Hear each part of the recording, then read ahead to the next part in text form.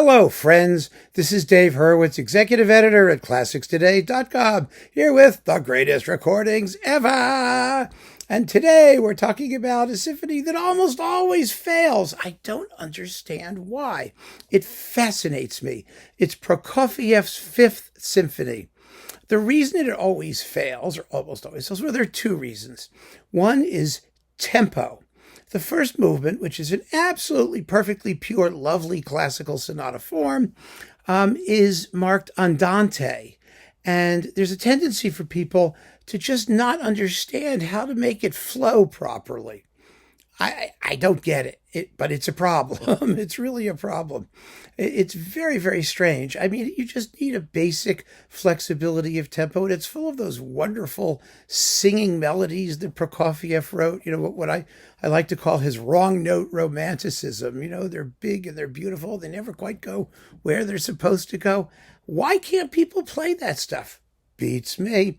The other issue is the coda of the first movement, quite often, which is never played correctly, where you've got your alternating cymbals and crashes on the tam-tam. It's this huge, huge conflagration. And conductors just don't like percussion. I say this as a percussionist. I know. They don't like noise. They don't like things that are loud. Well, you know, screw them. The composer wanted it to be really, really loud. You've got cymbals and tam-tam banging at double fortissimo together. Yeah, it's going to be loud. It is incredible how many performances there are where you don't hear that, and where people do not get the percussion parts correctly, switching from suspended cymbals to crash cymbals. It's all clearly marked in Prokofiev's score, and I've talked about this before. And you have something quite similar at the climax of the slow movement, too. These are the moments that carry you over to the mass of softer or faster or whatever music that comes later.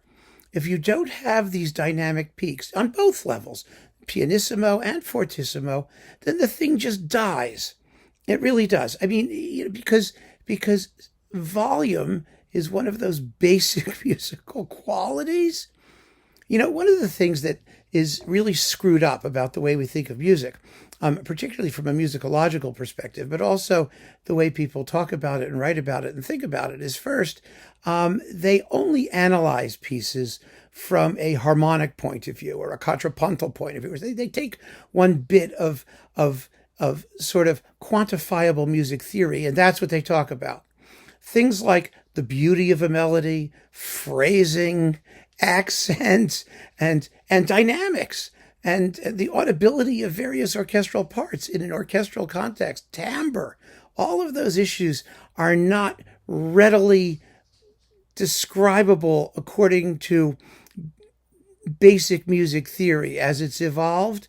And so those qualities tend to get ignored. And from a critical point of view, from the point of view of listeners or even conductors, I don't think they care what the composer wrote, or they know what the composer wrote, or they understand what the composer wrote fits into a coherent, musical organism. And then these things have to be audible. Anyway, it's beyond irritating, and this happens constantly in Prokofiev's Fifth Symphony. So it has so many dreadful performances because you just don't hear what you're supposed to hear. The climaxes fizzle out, and the piece just isn't as exciting as it has to be.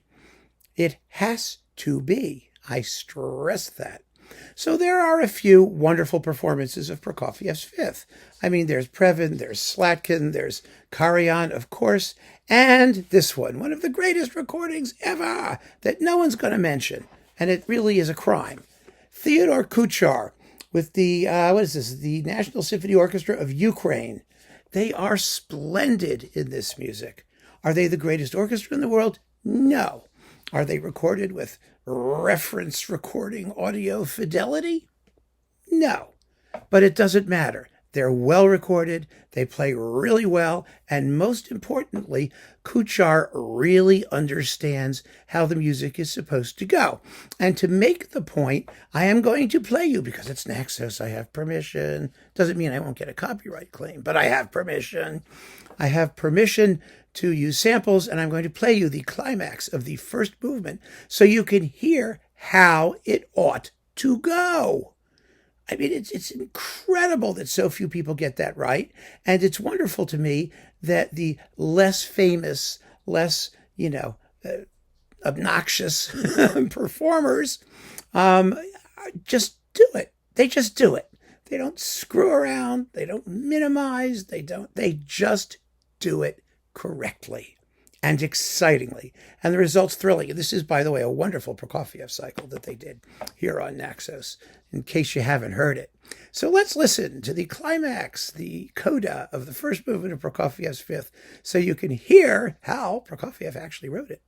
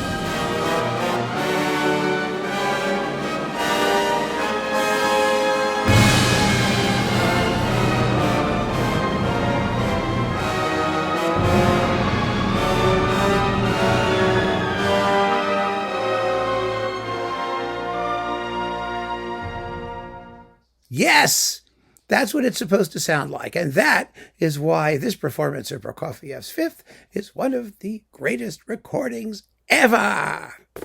Keep on listening, friends. Thanks for joining me, and take care.